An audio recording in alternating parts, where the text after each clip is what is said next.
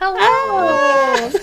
Hello, Hi, hello. guys. Welcome to Highlight Heroes featuring the amazing Captainkrail, aka Matt. Matt, Hello. it's Sassy right now, really? I forgot Yes, to close the door. It's Sassy. been a while since she's made an appearance, so before we do our interview or anything, say hello to everyone, sweetie. Yes, Oh I my love you. gosh, I couldn't even see them. She's a They That, stealth look like the cat. void, like a that is shadow that just Josh is spawned. familiar. That's so I love. Okay, miss, I need you to go, though. I love you. Yes, bye-bye.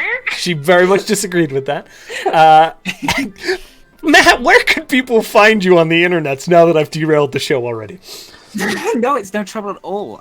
You can go find me, unfortunately without a cat, over on Captainkrail, and because I don't have one, it's basically no reason to go do that. But I'm Captainkrail on everything.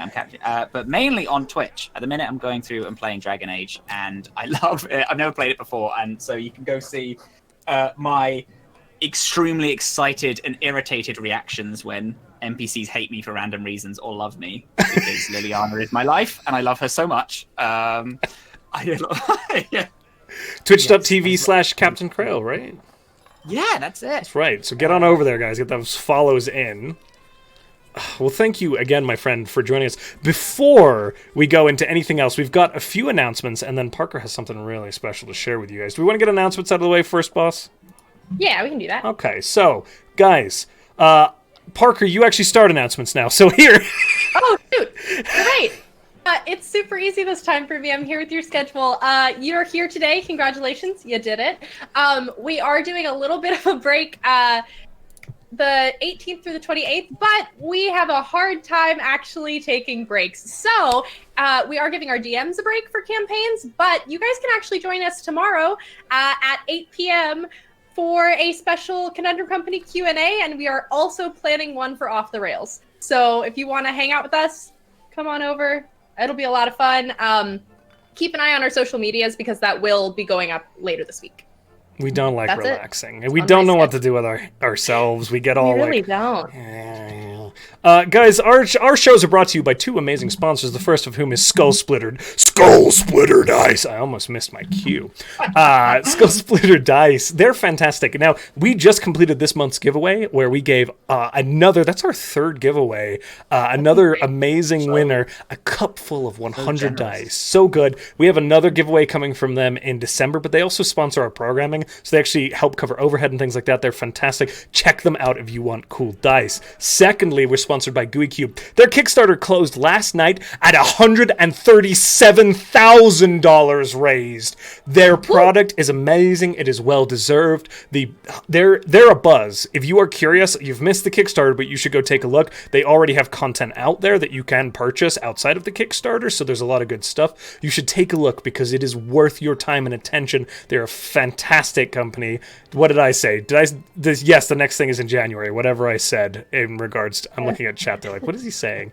Anyway, yes, the next giveaway is in January. Other than that, this month's charity, there's a donate button below, and if you click on that, it's going to take you through to St. Jude Children's Research Hospital. St. Jude is leading the way the world understands, treats, and defeats childhood cancer and other life-threatening diseases. This was tied to our Neverland one-shot, which happened yesterday, and Matt was on. He was a fantastic bee-child ranger. Goblin. Yeah, it was Goblin boy. amazing. It was a masterpiece. Oh my gosh. Very much enjoyed that. So thank you, Matt. And guys, check out that charity. Now that's it for our announcements. So Parker, back to you. So we have been planning this for a while, and we got together, all the innkeepers got together with Arcane Anthems, who makes our wonderful, wonderful campaign themes. And you guys have been saying that it's a little quiet on programs that aren't the campaigns, so we listened to you, and we would love to debut the Inn's theme song. So we now have an Inn theme song, and Matt was kind enough to let us debut this on the show. So we're gonna play it for you. Here we go.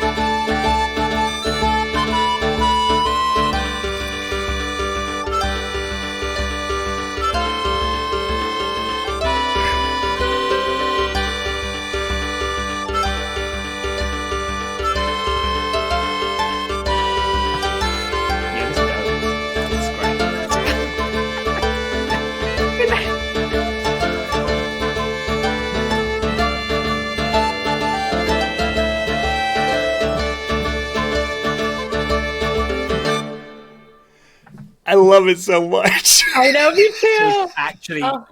really good. It's Right? Weston is incredible, guys. Thank you again, Weston and Parker, for helping coordinate all these songs. It's always a thing. Oh my gosh, guys, there it is. Our introduction, our new intro song. So that'll be playing for all the starting screens and break screens and ending screens for all of our one-shots and programs that are not our campaigns. So thanks for hanging out with us while we do that. Let's get back to our show. Literal perfection. Yes. Okay. It is time for the actual show. I know it was a little longer this time around, but we are excited. Parker, what do you have to paint today? What mini do you got? So, so some of you guys might know that I did a Halloween dragon, and I went to go find another dragon, and they didn't have one. So I decided that Santa's sleigh in my canon D&D world is pulled by griffins. So I'll be painting this guy a nice little holiday color. So we'll see how that goes. See, and while Parker's being all wholesome and kind, I am painting this absolute monstrosity that is a froghemoth, the horrific monster from D&D 5e that could be found in Mordenkainen's. This is a fantastic beastie for DMs out there. Also really cool to paint. I was saying he looks like Hypnotoad from Futurama. I'm really hyped about him. But Matt, the most important thing is, what are you painting with us today? Hello. So I am very new to painting, but I have like a billion unpainted minis. So I decided to get this little wizard friend who's just here and give this guy maybe a tiny coat of paint, because if it doesn't work, then that's fine. It doesn't matter. It's not a giant, really cool monster that has splotches of paint all over it. God. Oh, he looks great though. He's very cool. He's very cool. He's one of the like wizards. WizKids? Yeah, Whatever. that's it. Yeah. Because I went manic when they came out, and I bought loads just to like try to cover all of the bases of like every class. So like of the current parties that we're doing, and then maybe some others. Yeah, and then this little guy just looks the coolest. Well, you kind of answered the question a little bit, but what is your mini painting experience? Would you say, how many minis have you painted? What are your thoughts? So my mini painting experience is basically nothing. I used to play Warhammer when I was a kid, like 9, 10, but my mum did basically all the painting, and I just like dunked these little minis in paint, and I was like, it's fine, it's done now.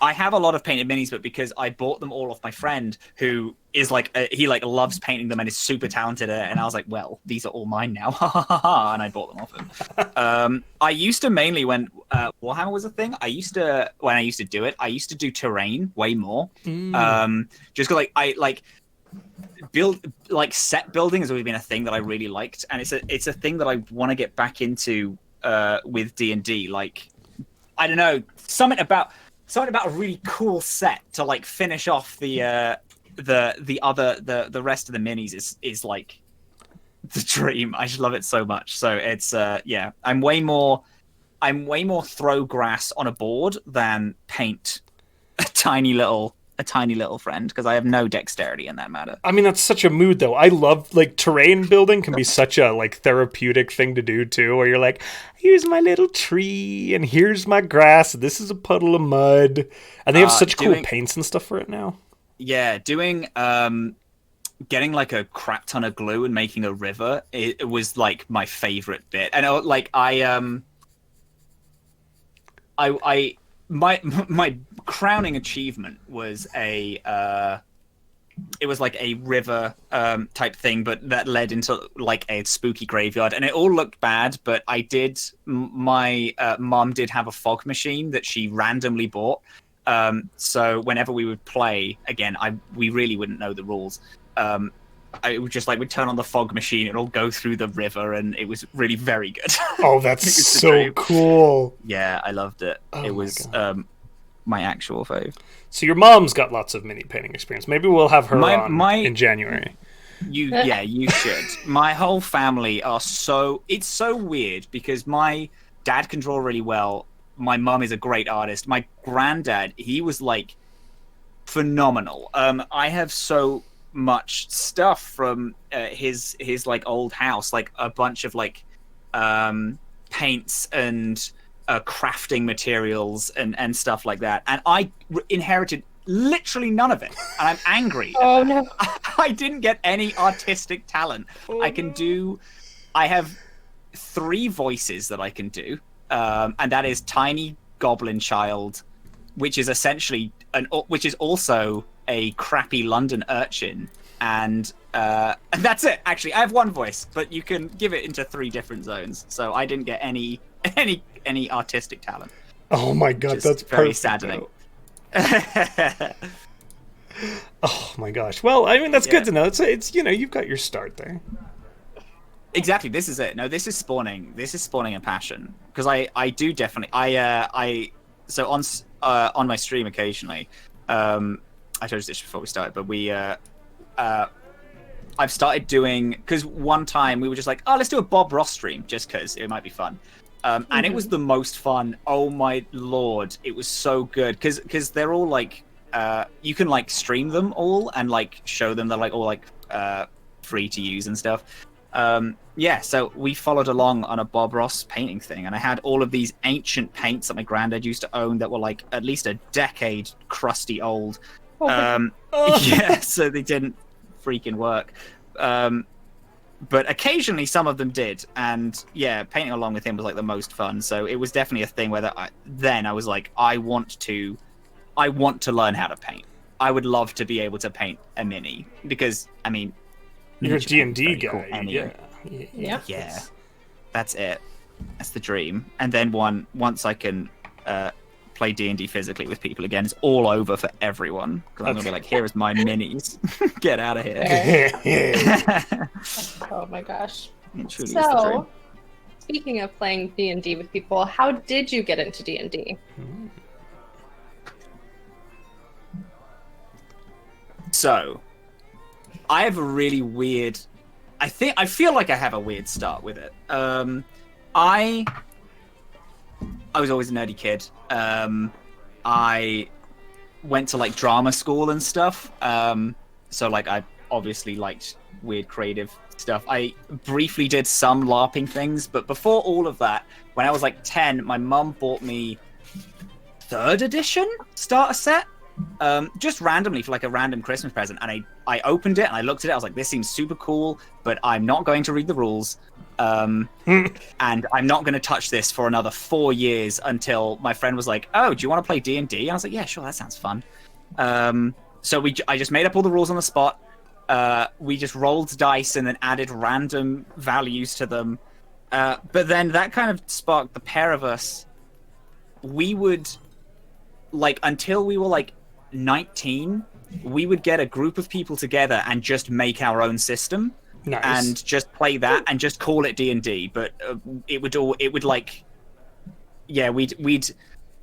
every time we'd like assign different skills and like how to like make those skills and shit, and like different classes and all this, and we'd have like a weekend campaign, and then we'd go off on our separate ways, and I went to uni, and like I think actually we both went off to uni.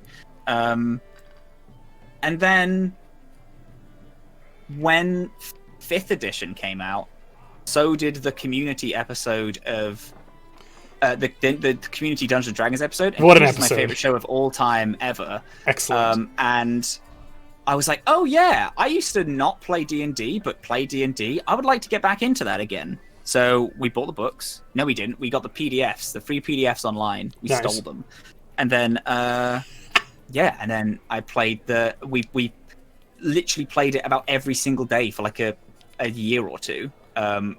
We would like do campaigns and make one-offs and do all this, and we like instantly got the bug. And now it's been like 5 years, and I still play it as many times as I can. Like, yeah. I mean, it's a mood. D&D is the best. Honestly, it's like no joke. I think I've played D&D at least once a week for about 5 years. But like also that once a week is excusing. I think that once a week is like 2-3 weeks, because I normally play about 3 or 4 times, because I don't know. I don't know what it is, but it got its hook. Like, I mean, listen, we all know. Got us hooked into us and just refused to let go. Oh yeah. Yep. And yeah, so that's it. That's how I got into it. That's how my obsession started. And actually, you know what? I completely forgot. I used to play and run little games with my friends until like the other day when you sent me the questions. Like, oh hey, this is what we're gonna ask. Well, and I was like, I wonder height. And then I was just talking about it with my mom, and she was like, well, I did buy you second edition. I was like, oh shit, not second. I bought you third edition. I was like, oh my god, you did as well. That's crazy. I've been playing this game for years. There's a history with it. Yeah, right. It's not as interesting as I would love to think it is, but I do. It is fun how long this game has been sneaking into my life. It's funny. You think back and you're like, yeah, I played D&D for a while, and you think back and you're like, I've been doing this since I was a teenager. I've been doing this since I was in middle school or elementary school. That's decades now for some of us. Yeah, right. Yep. It is. It's absolutely barbaric to think that I've been doing it for this long. Crazy. Yeah. Well, I don't know if you guys have answered it. No, go on. Oh no, I was gonna say, like, you've been playing D&D this wonderfully long. Like, what's your favorite class to play? Okay, so it's got to be a spellcaster. Okay. It's got to be. Right. Okay. Okay. Here's the thing. It's different moods, right? Because sometimes I think campaign-wise, I have to be a spellcaster. I have to have utility in literally everything all the time. I mean, Wild Magic Sorcerer. It's got to be Wild Magic Sorcerer because I love the chaos element that's just always present. Really? That's just the most fun. To the point where the Wild Magic table in the book just doesn't do it for me anymore. I have to go weirder. Like, there's a game that I'm playing that we have a Wild Magic Sorcerer, and we have like a 100,000 Wild Magic like surge table and shit. Oh no, it might be 10,000. I think it's probably 10,000, not 100,000. But it's 10,000 Wild Magic surge table. Like, if you roll 10,000, then the thing that happens is like the nearest star explodes, and like it's like absolutely wild. But that's the joy I have to get. Like, I don't know. I love the chaos element, but so if it's a campaign, I will always play a spellcaster. Whether it be a sorcerer or a wizard, I have to be able to do weird shit in RP.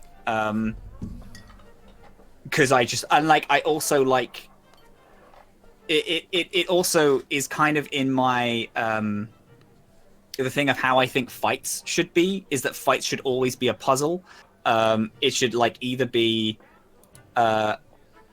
because things are trying to kill you, and if you haven't just randomly come across them, but if they're trying to kill you, they would know and be smart, and they would like, oh, they see someone healing, they're going to target the healer then, and they like all of this jazz. And yeah, I just really enjoy having being able to solve fights like a puzzle, and like, oh shit, well, this is here and this is here and this guy's going to do this, so if I do this then, and I spell sculpt all of this and do this big boy damage, or I could send everyone to sleep, or I can make this person confused, this one time a friend of mine was playing an illusion wizard. Mm-hmm. And to get out of a fight, we just like snuck into a cave on a mountainside to get out of the fight, because we were like super tired. We'd already just come out of one, and it was like, listen, we can't be bothered to fight whatever's in this cave. I think it was like a pack of wolves, which we were like level 5, so they were still like kind of threatening. Yeah. After having a big combat encounter when your resources are tapped. Yeah. And we he made the illusion that the cave was far longer than it actually was, so the wolf would run right past us and off the edge of the cliff face, and he just rolled really high, and that's just what happened. And I was like, I just love that. I love the I love the way that you can think of such creative solutions for everything. But sometimes you just want to rage and just beat the crap out of something, and that's when barbarians are the most fun. And speaking of Wild Magic, they have just released the Wild Magic Barbarian, which fucking rules. I don't know if you guys have seen it. Yeah. It's so good. it's like if you roll a thing, you get like flumps appear on every turn, and then at the start of your next turn they explode and deal X amount of damage, and it's just very fun. It's just really wild. I love it. It's the Wild Magic Barbarian's neat. They've definitely made it very powerful now too in Tasha's from the UA changes. It's very good. It's got a lot of potency. Yeah, and it's I don't know, adding that flavor to a pretty simple class. One of the more simpler ones with the like, oh, I'd like to rage and just like beat the ever living crap out of something. Switching that up to have a magical, more complicated element is, I don't know, I think it's really neat. You like that? I think it's very good. But my official answer is Wild Magic Sorcerer. Specifically Wild Magic Sorcerer. That's a really, we don't get that answer a lot. It's good to hear somebody giving a little sorcerer love. It's my fave. I have who's my favorite? I know this isn't what we asked. I apologize, but it's free form, my friend. This is very free form. Oh, good stuff.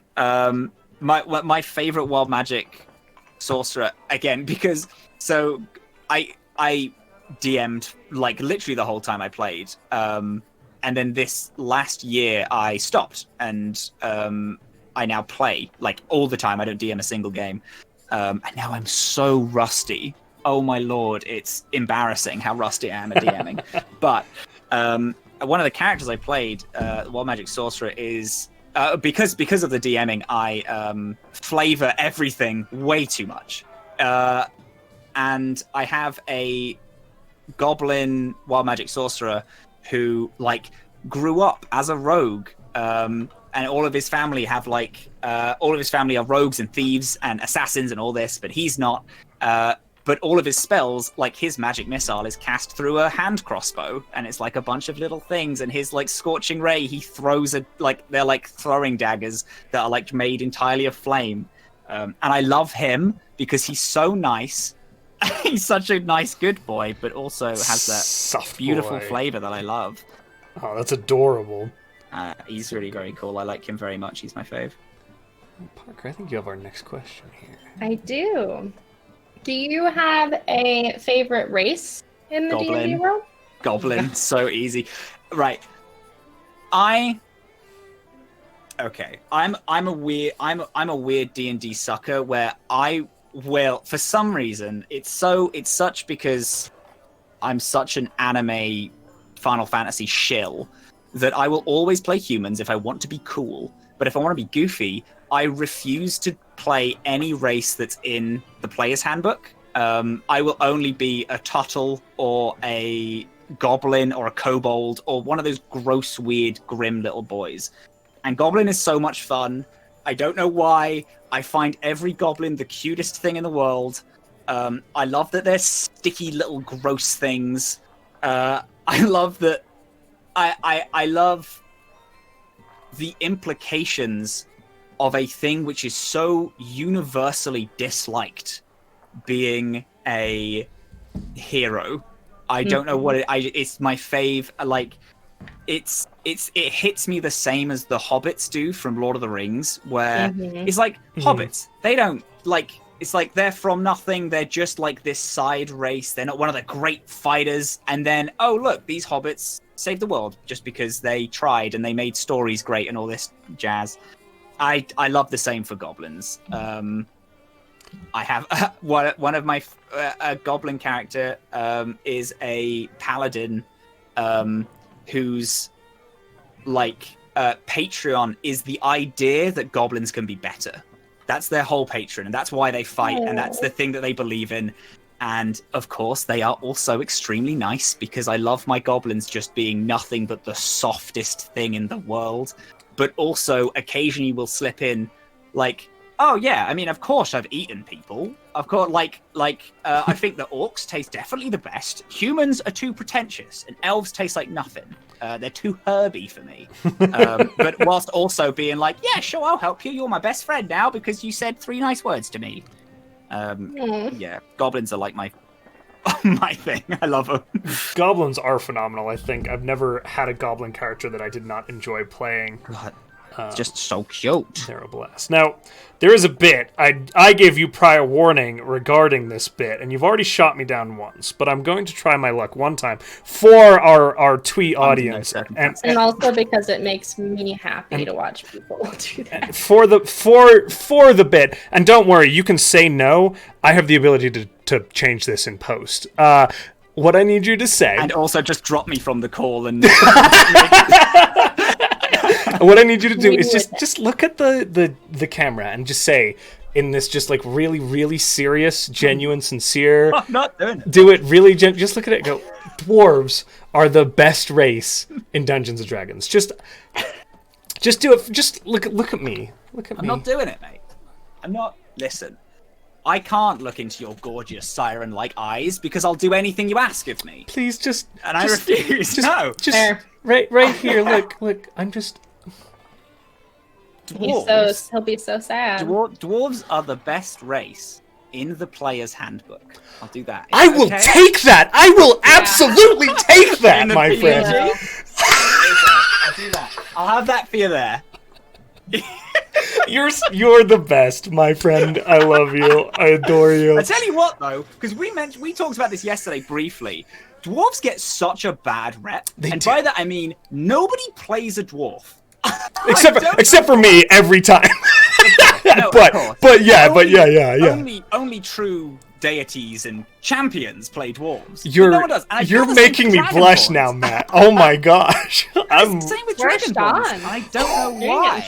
Dragonborns Dragonborns are slept on. There are some races that are slept on. Yeah. I've only ever played one Dragonborn, and it was because it randomly was a generator. It was the first time I played with Sean and Josh, and I made it a blue eyes white dragon because I was a giant nerd. So good. That's incredible. That's so strong. It was what badass. Class were they? Cleric. They were a cleric, and I made them a cleric with... It was a one-shot, so it was never going to come up. Was there God to the heart of the cards? So, no, but it was a chaotic neutral... Like, it was a generated thing, so it was a chaotic neutral Dragonborn. So I made her, I think it was... Yeah, but I think I made her, like, a trickster domain cleric. But anyway, and then I had her have two sisters. One who was chaotic evil and one who was chaotic good. That would never come up in a one shot, but I just thought three-headed dragon. Yeah. Yeah. No, very good. You could expand it to the whole range and then have my family is Tiamat, but in human form. Right. It's very cool. Yeah. Amazing. But yeah, aside from one-offs, I don't see people play Dragonborns ever. Mm-hmm. And this is the same with dwarves. Hobbits always halflings always get the cute. You're good. Hobbit treatment. We know what when you say hobbit, we know. Yeah, they know the halfling. Yeah. They always get the cute I want them being a tank is fun and cute and it's neat, and you occasionally get gnomes if you want the cool little spellcaster, really fast talking little guy. Mm-hmm. Dwarves and Dragonborn just don't get it, and it's so rough.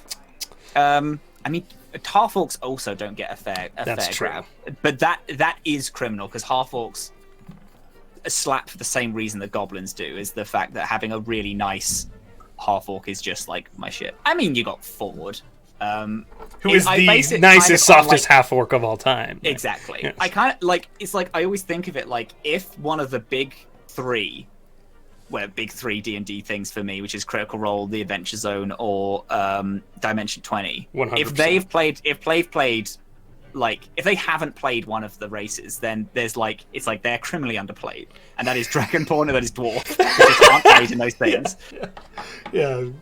And that's absolutely true. Well then, so you kind of told us your favorite class to play, your favorite race to play. Are there any you haven't tried? Any class you haven't tried yet that you want to try next? Or have you done them all? I see, because this is the thing with DMing for so long. I've played every class, but only in one-shots. So I really haven't explored and felt the class and stuff and how fun they can be. It's I was going to say Warlock, but I've played a one-shot with a Warlock, but I played hundreds of one-shots as a Warlock. But like a ranger or I tell you what, my first campaign was a druid, and I miss that flavor. I've never played a. Oh, I have played a bard. Fuck, this is okay. I have played a bard in a campaign. You know what? I actually don't know. I mean, Blood Hunter is the new one. Yeah. I haven't played Blood Hunter before. I guess that counts as a class now in a wild turn of events, but I haven't properly played one. I'm like an artificer in Realms Apart, which is a D&D podcast. Where can our friends see Realms Apart? Yeah, where can we see that? Well, you can see it. It's on YouTube. You can go on. So we have two different versions. We have Realms Apart Live, which it's not technically live, but it's like we record, and then it's like the slightly, very, very, very slightly bare bones edited, just to cut out breaks and stuff, which goes live on the Scabby Rooster channel. Twitch channel, and then beautiful, wonderful, my partner Momo O'Brien, who is in it, she takes that and edits it into what is essentially an audiobook, takes out all of the dice rolls, basically all of the pauses, adds music, adds sound effects, adds like a whole thing. She like half animates it with like the art that we have and shit, and it's so fresh, which is on the YouTube channel, and I think the most recent episode just went live. It's a masterpiece. What you guys? It's really she does the most, mate. It's insane to me. Yeah, I play an artificer in that, which is currently my main love. I actually don't think there is a class I haven't played. A class which I would really like to go back to is Druid, though. Yeah. Because they were my first beautiful love in 5e. Some might say you'd like to go back to your roots. That's it. That's the joke that I was trying to get. Thank you so much. Oh boy. I'm sorry. I interrupted you. No, I love it. You interrupted me with good reason, okay? Don't ever apologize again. Turning into animals is literally the freshest thing in the entire universe, and I need to get some of that flavor in. I need to get some of that turning into a giant bear, because holy crap, that's so sick. They have tasty flavor, those druids. Yeah. What about y'all? What's your if you say we have a favorite class? I don't know if you've mentioned this. Oh, I'm a sucker for a cleric. Forged domain Is clerics. It? Yep. I'm a sucker for anything that I can be a melee spellcaster. Melee spellcasting is my jam. Clerics are so wild to me as a class, because like if you have a life cleric in the party, your party will not die full stop. Like, you just can't have a death in it. They're so powerful, and the fact that they like, I don't know, they're like paladin, but the more like spellcasty side, but still have heavy armor and can still just absolutely just tank everything is wild. I really enjoy them. I do. I'm a huge cleric fan myself. Parker, what about you? Yeah. I always get made fun of mine. No. I have two. So my first love was Rangers. They have done them dirty continually, but they're still my favorite aesthetic-wise. But I personally really love a bard. And that is why I'm playing one.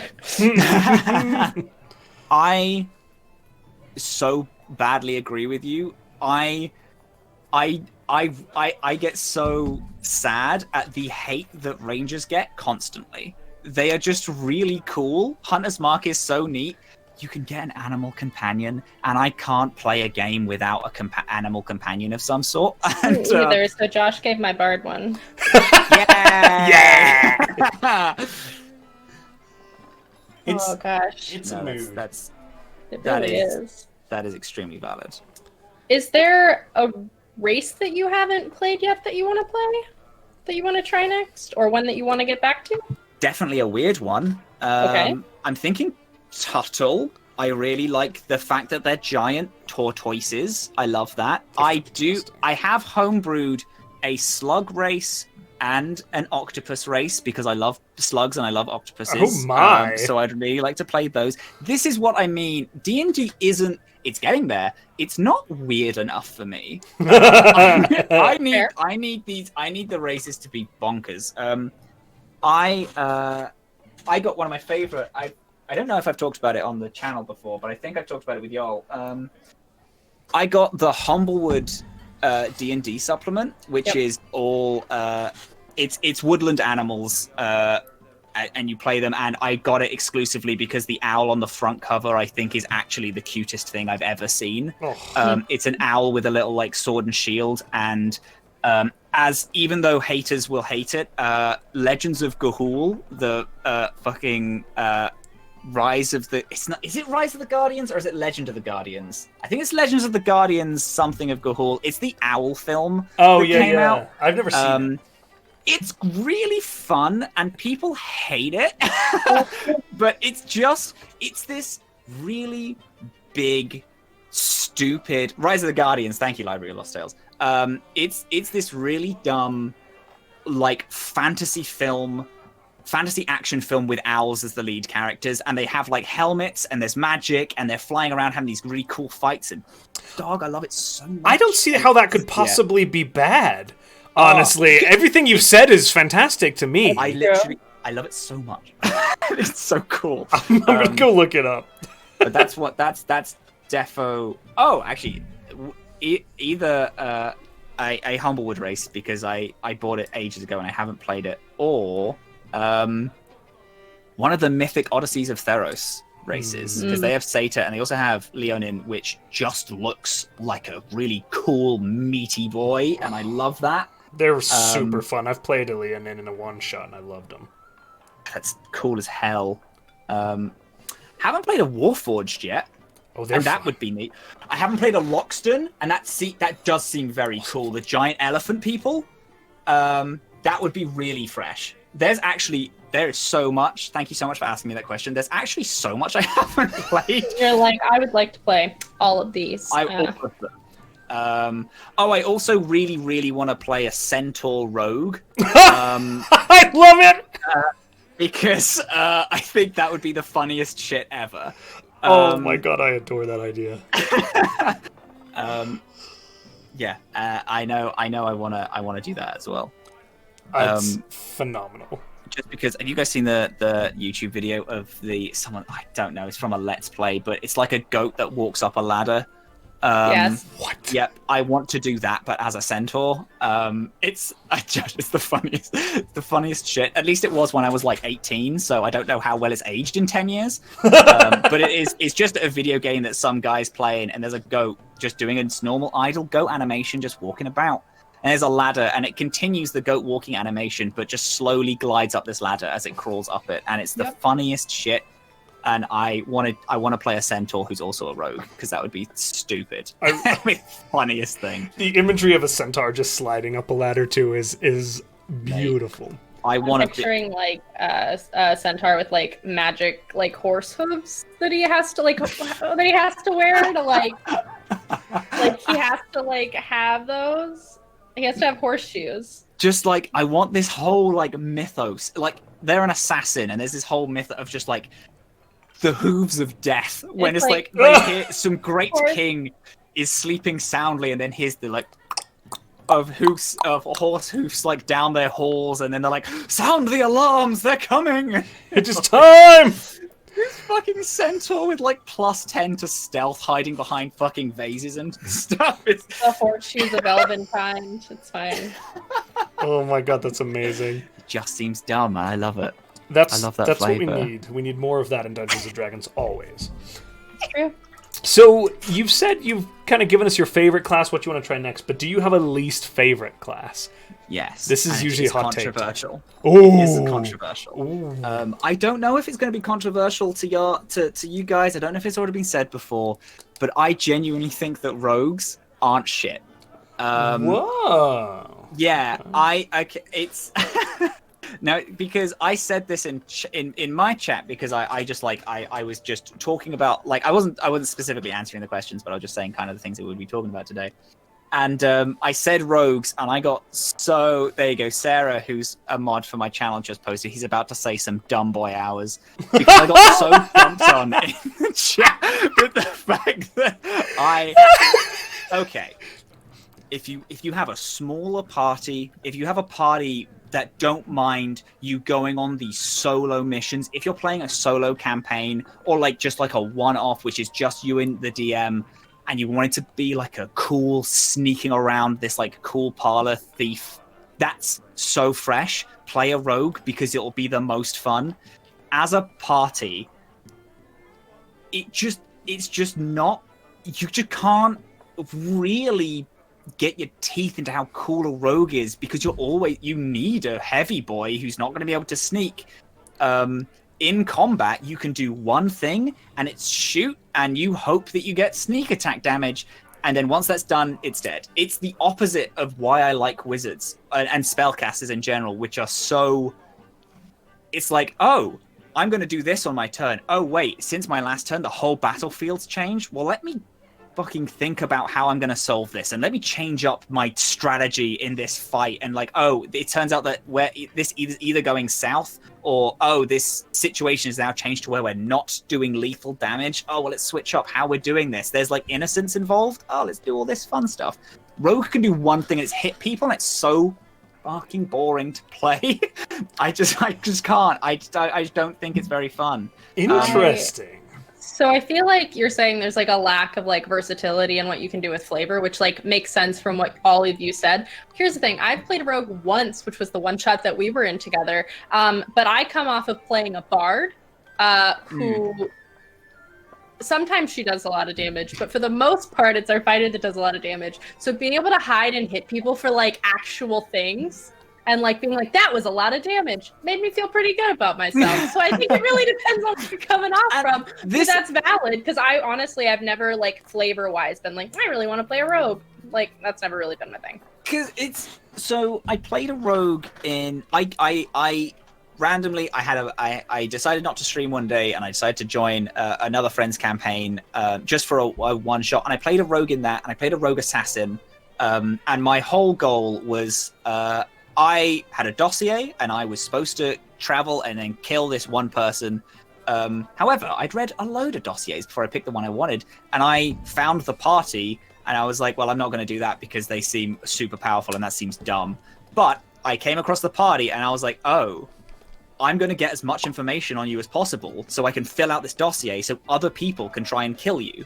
And that was my whole goal. I had like a list of things I had to do to fill out this dossier. I could like gain a physical part of them, so I could cast I could help people cast scrying on them. I could get a bunch of information so people could attack and ambush them easier, and all this jazz. And I was like, for this one-off, the roleplay was so juicy because I knew that I was doing the most scummy stuff, and I was literally screwing over every player there. But then we had a fight, and I don't know. I think it's because everyone was like this weird fun spellcast and we're doing these cool moves, and I don't know, it's like that having that thought did lead me to the other answer, which is it definitely depends on, like, every class has its place in a party and also in a game, and it kind of depends on what that is. But if it would come to playing, I think I get it, like the way I either like doing an obnoxious amount of damage with a barbarian, or doing an obnoxious amount of damage with a spellcaster, or like changing battlefields and shit. And that's what I like fights to be. I think I like it. So I will tell you, this is the first time we've had that answer. So Yep. You are the first one to ever say this. A very interesting hot take. I get where you're coming from. I really like rogues, and I will say that without being spellcasters, their utility is fantastic if you're imaginative with them outside of combat. No. Outside of combat, they are incredible. They are so much fun outside of combat. You have insane skills. You have like all of these fun little things that you can do. Phenomenal. But in combat, which like if you're in an extremely combat light campaign, but even if you're in a combat heavy campaign, like that first round as an assassin can be incredible. If you get a jump on someone and you get automatic crits and advantage, and you have sneak attack damage, crazy. Oh my god, that's like, I want to cry. That's the most like getting that one hit off is a story you're going to tell forever. Yeah. I will say also in combat though, I played a rogue for a long time, and instead of sneak attacking people, I would commit arson or steal while everyone else was fighting, or go off to the tavern. Like, that was my MO as a rogue, was just not to do rogue shit. Which is also a fun way to play them, because I adore. They're a fun class, but I do get. That's the thing. Like, it is literally down to each person and You're like what so you right. personally like and how you play the game, which is, it's why it's just the best. It's why D&D makes us all happy. It's why it's so big at the minute, and why it's finally breaking into. It's not a nerdy thing anymore. It's just a thing that people play. It's like the Star Wars of TTRPGs. Like, it's not nerdy to play D&D. It's just you just play D&D. You just do it. Yeah. But yeah, that's my hashtag hot take. I like it. And it's a unique. Thank you so much. I'm so excited to get cancelled because Sarah, who also DMs in my other game, is so mad at me. And is threatening me with my NPCs in her game who are rogues who are connected to my character. The welcome in is not responsible for Matt's hot takes. Also, if Sean and my friendship can survive his shitting on Rangers constantly, yes, you guys will be okay. It's so weird because when I said I don't like the fact that, okay, sure. That's my sister. I need to be quiet. I'm just getting my hot takes are just so heated right now. Your family my sister loves rogues, and she hates the fact I'm talking shit about. The fact, like, when I said it, and I said like they just don't have utility just outside of RP. Like, my mate was like, "Are you sure you're not thinking of Rangers?" And it's like, no, Rangers are so good. They can heal, they can do close combat, they can do ranged, they have really cool RP stuff. They are they're the Mario of D&D. They can do everything. I love that for them. I don't think you know how much this means to Parker, what you've just said. Yes. They're just so, they're neat. I have never understood the hate on Rangers. Yeah, me either. Yeah, I just think they're just cool. They do a lot of damage. Hunter's Mark is the neatest spell. Yeah. No, I just like them. That's wonderful. It's a good one. Good answer. I'm here to win your respects. That's all I'm doing. Well, you made Josh happy, you made me happy, check. Okay, so this is always an interesting question. Do you have like a least favorite race to play? This one I feel like you're going to have a weird answer to because you like a good answer, but like a different answer. Because I feel like you go into things so differently that you're like, I don't play the races that the player's handbook says to play like they say to play them. So do you have one that you tried and you were like, I like this? Or one that in the player's handbook you were like, I don't really care. I don't want that. I have never had an interest in playing an elf, ever. I do, weirdly, play a high elf now. But because I was like, that makes the most sense story-wise for me to play an elf, so I'm going to be an elf. It's okay. So as everyone can tell, I have a weird thing for the underdog. And so actually, when the new Pokemon came out, Sword and Shield, I didn't like a lot of the Pokemon, but I picked all of the gross boys because people at my work were so furious about how much they hated that one specific Pokemon. Like, they hated the new Weezing design, and I was like, well, I have to have a Weezing on my team, and then he became my best friend. And then it also happened with like a couple others, just because they were ugly and they hated the redesign.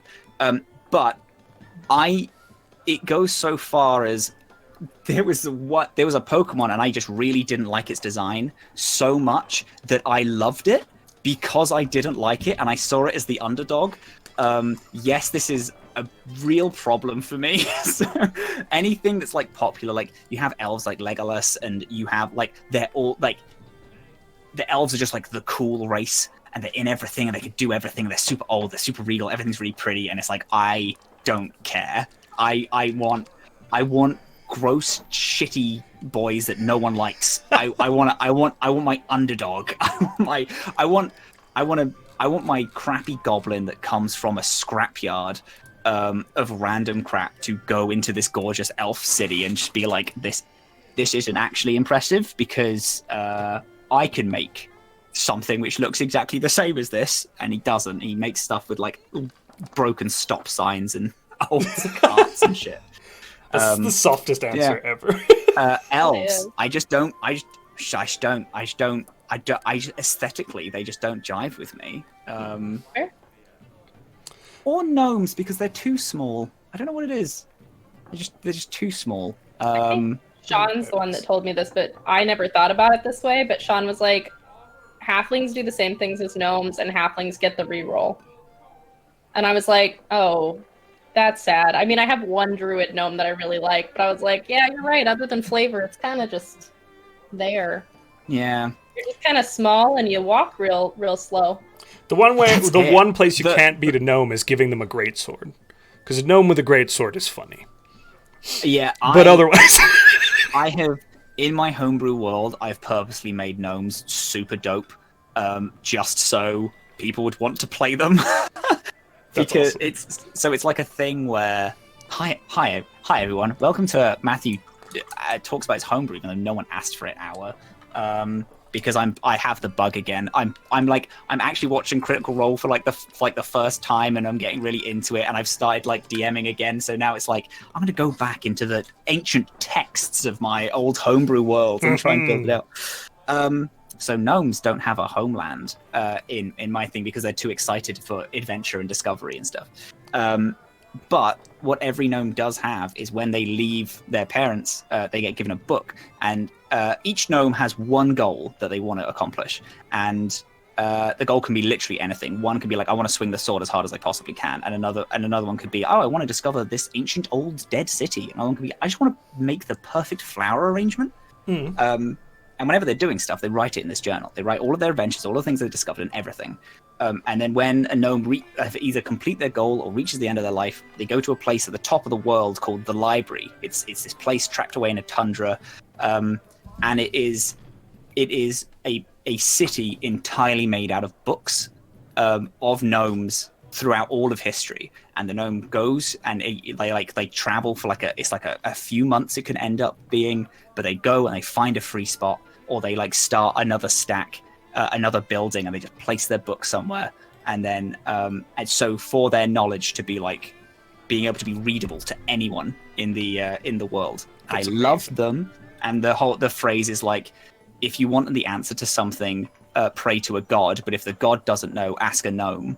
Amazing. And I wanted to have it. So although I have a special place in my heart for gnomes, because I wanted to make them neat. Yeah.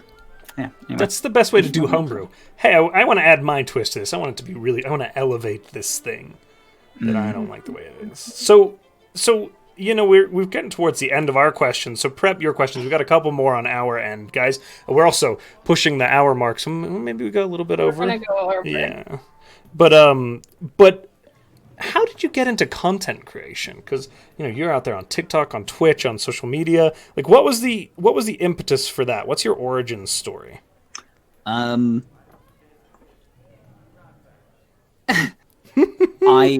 In primary school, someone once said I did a good job on stage, and then I've been chasing that high literally ever since. I went to drama school, so it just this weird adoration for playing just grew and was and it has been literally uncontrollable. I made YouTube videos when I was 13. As well as I have been writing since about then as well. Wow. I went to uni because I had a zombie show that I was writing. I've been writing for 5 years, and I was like, if I go to uni, I'll learn how to make it. I re-picked up a YouTube channel when I was 19, which gave me a lot of friends, and I don't know. It's a weird thing because it's always been there. It might be because my mom, my dad, and my granddad, they all made stuff, and although I can't paint, I enjoy making stuff in a different way. And then yeah. like big pandemic happened, and it was the darkest of times, and I was like, I want to give people some form of levity in this. So I was like, I'm gonna screw it. I'm gonna start streaming. I already made stuff on TikTok for a little bit because I wanted. I liked the RP thing in there. I've always been making D&D because I really like building stuff and letting people like play in stuff that I've made. I like playing along with that. I don't know. It's wild. It's kind of it's always been a part of you. It's always been a part. There's something that like it just nothing hits the same. I just couldn't possibly work in an office. Yeah. I mean, listen, I was so like I was so refusing to bow to the whims of that I had to move back in with my parents because, you know, I worked in a bar for like 2 years and the bar closed because of all the jazz, and I was like I could just take a job, but I love streaming and making things so bad at the minute, and I feel like I could.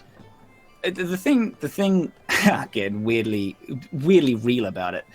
Please. Every time I'd make something, they'd hit a point where all of a sudden, like, it doesn't matter how much I was enjoying it or how much, like just how much it filled my life. As soon as it got any traction, I would dip out instantly. Oh. And it wasn't a thing that I think about. It just always was a thing. And when I started making TikTok, it just seemed like another thing that I was just doing, another random thing I was pursuing. I had a YouTube channel that like started kicking off and I stopped. I was writing things that seemed like it was going somewhere. I was like making documentary films and that was going somewhere. I wrote a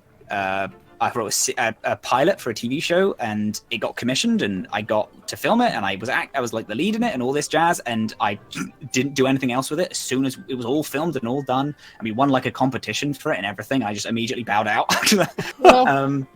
And then when TikTok happened, I was like, I don't know, I think I had I'll tell you what it was. I made a video. I just hit 300 followers and I was like, hell yeah, I'm gonna make a new OC. I'm gonna debut the OC to 300 followers, and I posted it at midnight, and I went to sleep and I woke up the next day and it had 200,000 views and like 30,000 likes, and I had the biggest panic attack ever because I was like, oh my god, I have to keep making stuff now, and it hit me that every time I stopped, it was because I like there was just this anxious part of my brain that just shut off and just refused to start. And as soon as the TikTok thing blew up, I immediately booked a therapist. I was like, fuck this. This is done now. I have to, like, I'm going to either really, really try with something, which ended up being Twitch in the end, or Amazing. I know for a fact that I will just work in bars and make things for the rest of my life, because that's all I can do. I will be dirt poor, and I will on the side I'll just goof around and making little things, and I will I'll work in the bar for money. And I was like, you know what? No more, no more.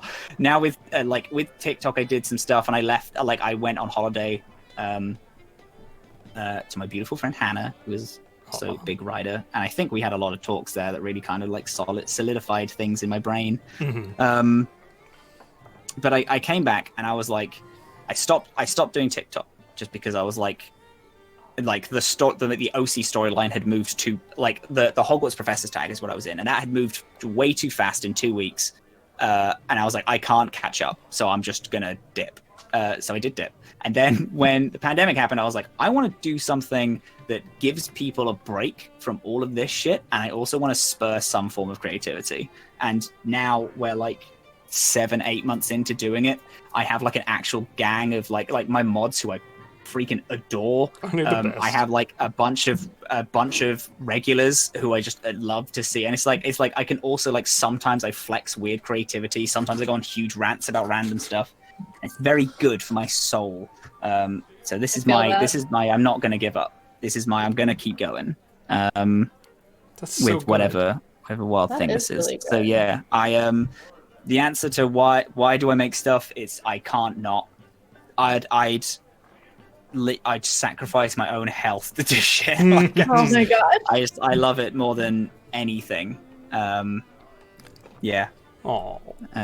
That's it. And now you guys are kind of. Did you actually know how much I flipped out when Parker messaged me on Instagram because Barton was like, "Hey, I have a friend who could be on the cos playground thing." I was like, "Oh my god, I watch literally everyone here on TikTok. This is wild."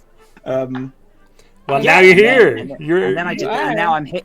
And it's the greatest of honors. Well, we're honored to have you, man. Yeah, it's crazy how those connections work too.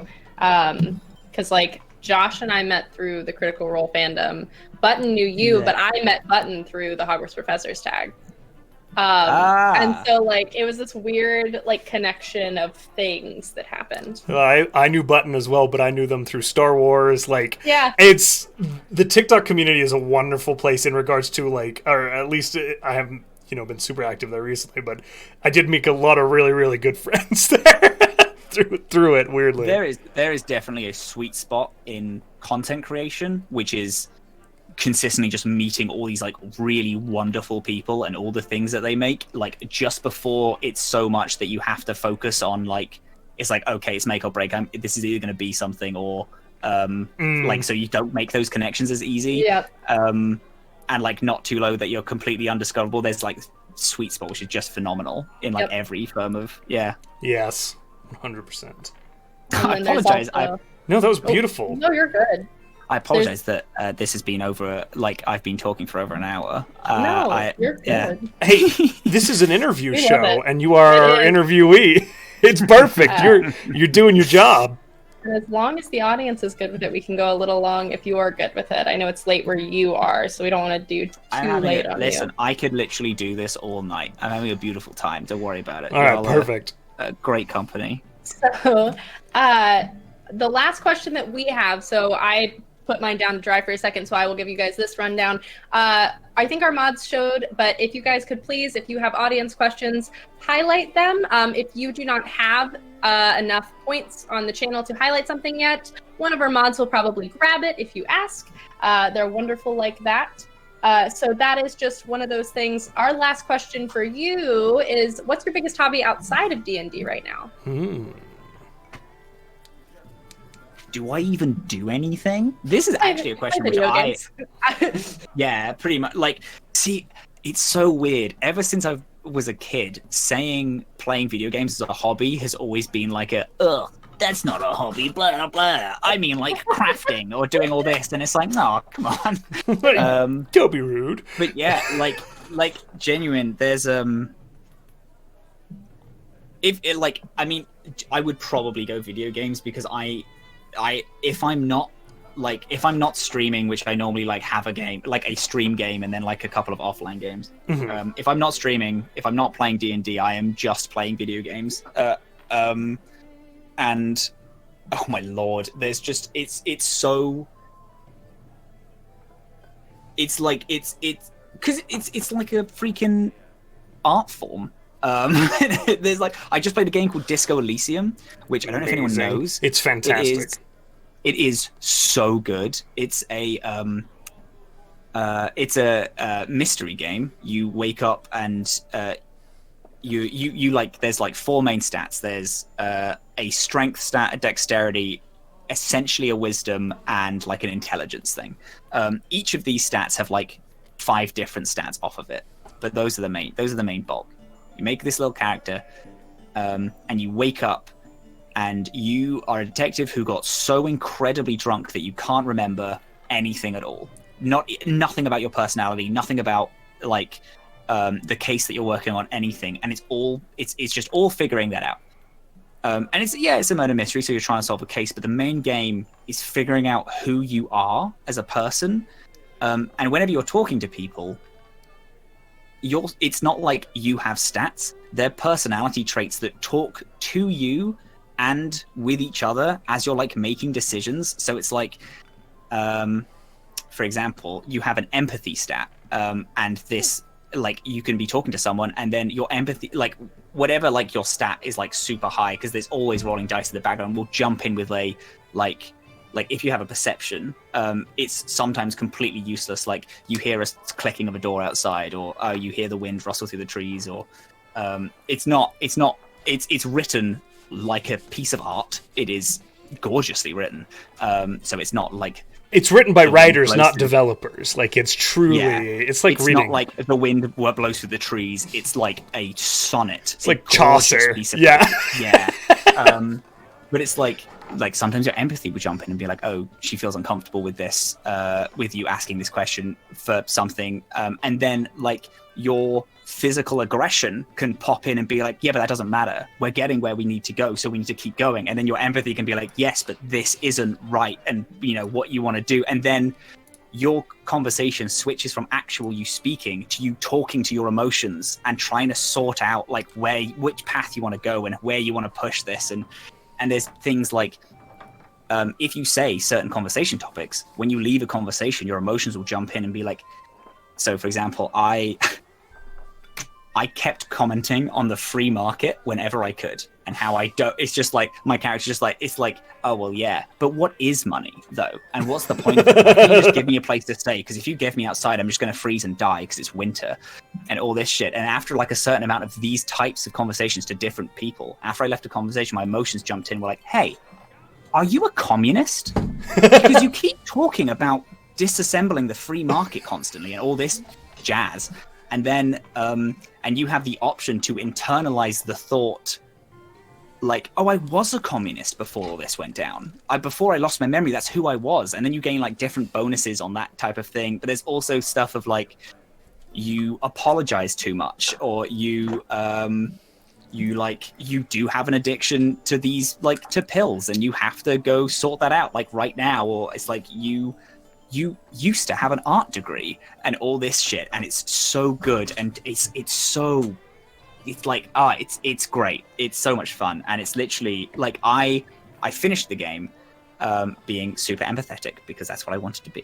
And then I immediately reloaded the game, and I was the most aggressive piece of shit ever. And it was an entirely different game. The case was the same, but how I interacted with people, how I interacted with myself was like entirely. It's gorgeous. It's beautiful. Amazing. It's really good. It's actually like it is so close to art. I love it so much. It's beautiful. Anyway, yeah, I do actually. Yeah, I'm big video game fan. I also just completed Doom Eternal today on a complete flip side of video games, and it is the most rock and roll awesome game ever. Oh my gosh.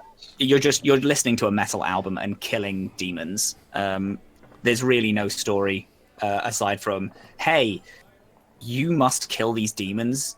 That's it, and it's so fresh. It's so fast flowing and good. Anyway. That's it. That's my thing. That's another topic. Let's not get into me talking about video games for the next 4 hours. Part 2. Well, we've got a little bit of time, so maybe we'll grab a few questions here from the audience. Our first one's from Tanner Methalador, a longtime fan, a fantastic person. Beautiful name. And this is a good question. This is a classic. If you could cast Find Familiar in real life, what would your familiar be? I demand it be a giant frog or an octopus, because I know that octopus can be one, but annoyingly I can't walk around with an octopus.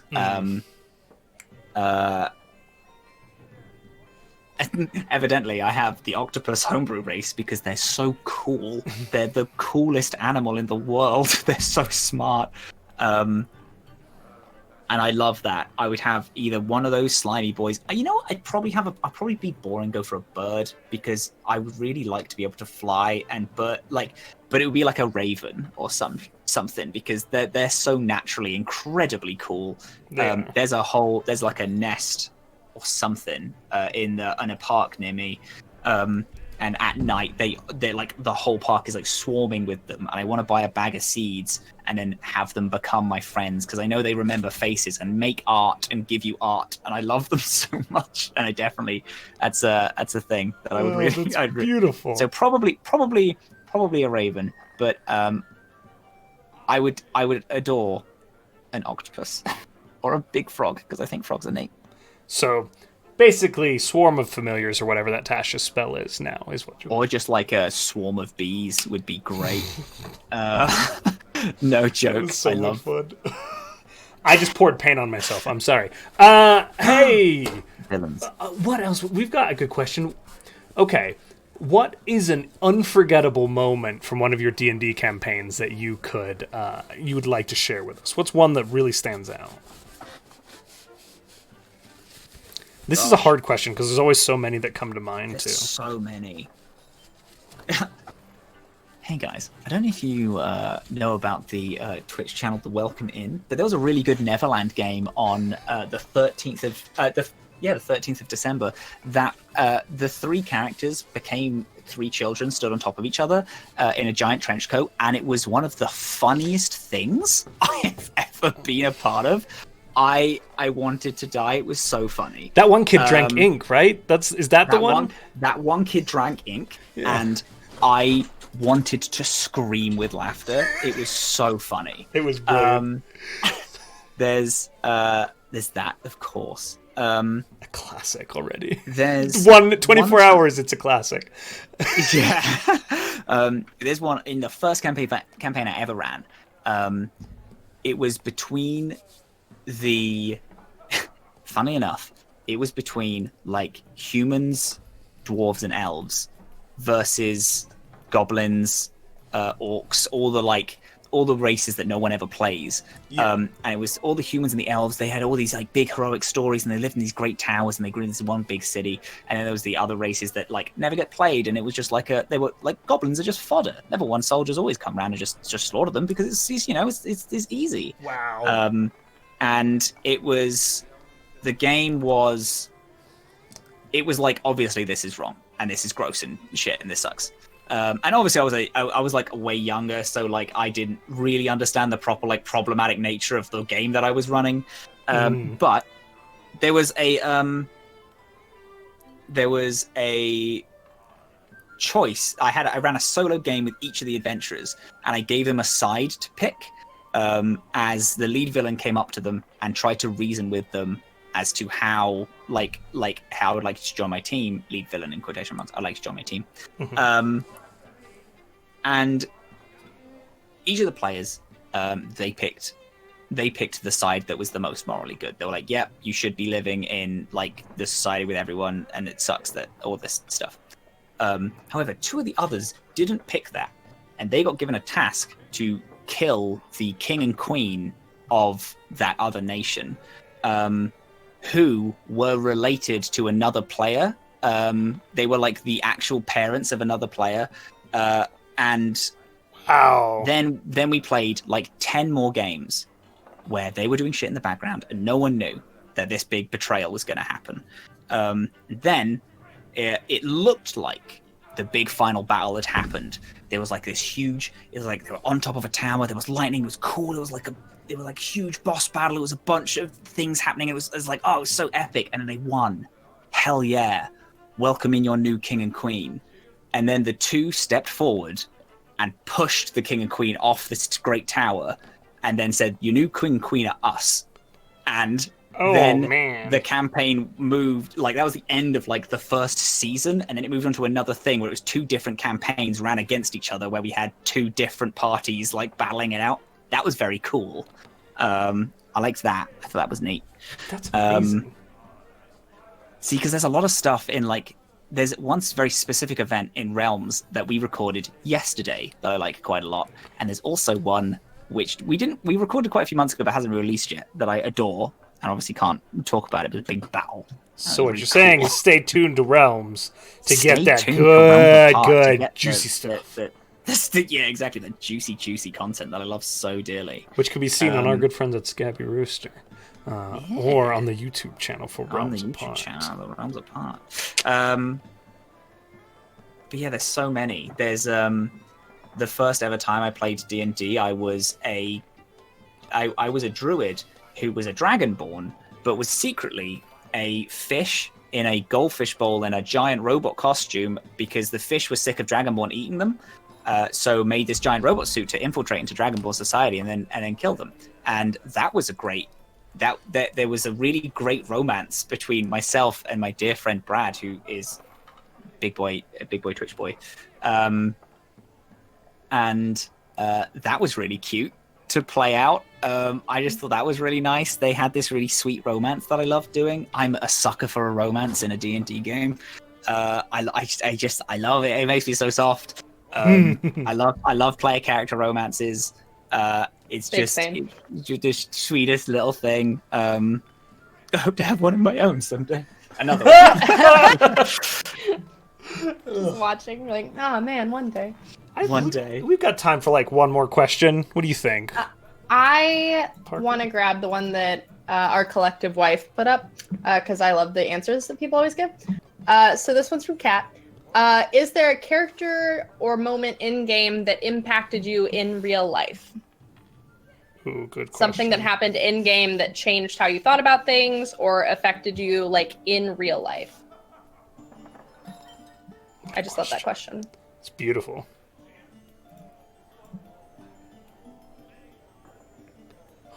Look at him thinking it through. Yeah. Because I don't want to go with character death. Mm-hmm. Because I have grieved over a character death like I have a real person. And that really genuinely hit me. But I don't want to do that. I want to do that. I think that's a classic one. I've obviously had friendships that just like you're always friends and you've been playing this game for like a really long time, but then there's one specific moment between two player characters that really like boosted that friendship so much. Again, if you want to stay tuned to Realms Apart, what we recorded yesterday, there was a bit between myself and a friend who I've had a friend crush on for a really long time. I look up to them so much, and I think they're really neat. There's a big moment where it's like we were both fully crying as this thing was going on. It was like in RP, and then afterwards we just like there's a thing where we've just like messaged each other, like we've never spoken outside of game, but now we're just like messaging each other all the time, and it's like I want to hold on to this friendship rope. Please love me, my friend. A relatable moment, that connection you like get when you're playing D&D and you start crying together, like when the whole table just like it's like, oh, there we are, there it is. Yeah, yeah. I see. I don't know. It's really difficult for me to, because I think there's such an experience in all going through this one adventure together, because you like, especially like long form campaigns that like wrap up really neatly. They don't fizzle out. They just like actually finish. You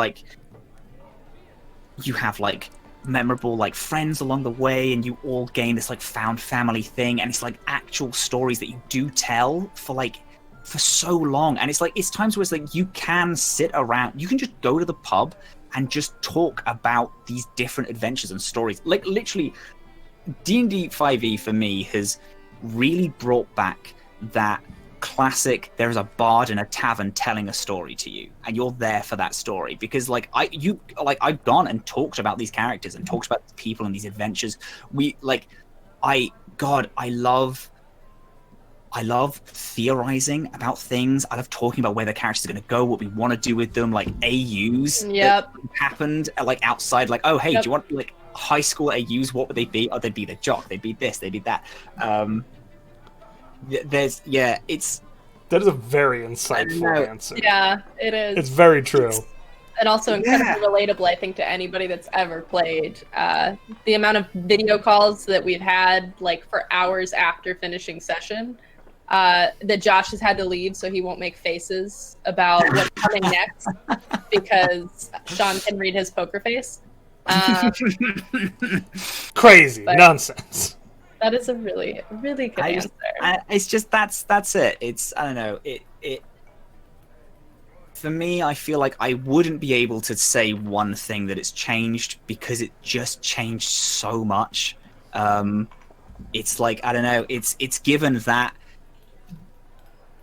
I don't know. I love it. Yeah. It's better than any TV show, any film. It's like it connects you and this group of people that you could literally just start and have them be complete randoms. And if they're like a nice group and you get on, like you are so bonded for life. And like I talk about my first character and my relationship to that to the other guy who was Brad Woto, for people who want to know online.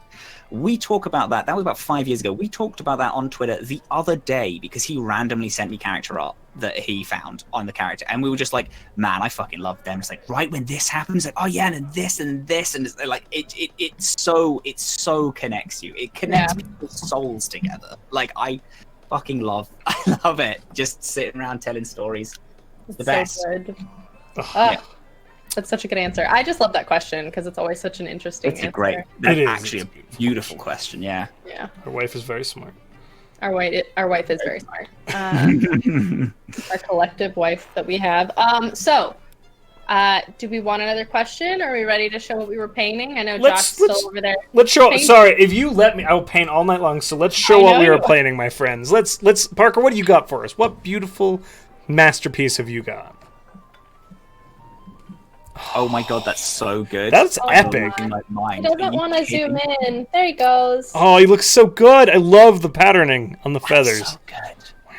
Yeah, so I gotta touch up his inner wing a little bit, but I realized about halfway through, I was like, oh, Christmas colors, he's gonna look a little bit like a parrot.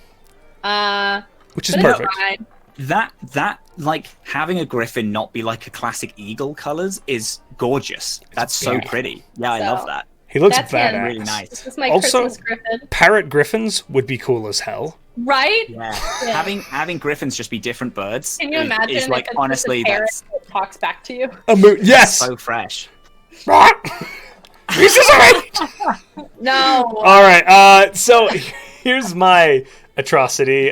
Still very early in shading. But that's a lot of teeth and a lot of. Oh my god, he's shaped like a friend. Oh, he's so pretty. Yeah. And last but not least, Matt, what do you got for us, my friend? I'm gonna preface this with I speak with my hands so much that I have literally done a cape. He has a nice cape on and a red wand, and I've done some yellow there. But bravo! I thank you so much. This for my first time painting a mini, and also again being very expressive. Yeah, that I've had to put the paintbrush down so many times. We ask you to do a lot on this show, where we sit there and we ask you questions, and then the guest has to be like, "I am trying to be good, but also this is a lot." It's totally fine. Oh my gosh. Matt, it's been a delight having you, man. I can't wait to have you. It's been a genuine honor. Thank you so much. And I know we speak for the whole channel. We can't wait to have you on more one-shots and stuff. Yes. It's going to be a blast. Hey, Guys, I love it. One final time, all the things you're working on, where can people find them? I'm Captainkrail, as the beautiful barkeeper has just put. That is where you can find me, mostly on Twitch. I'm also on Twitter, where I make stupid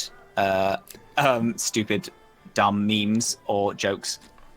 Like I just had a very good one today, which was I want to wish everyone a and then ... and then there's a picture of Fleece, there's Navi from Zelda, and then a picture of a dad, and I found that so fucking funny, dude.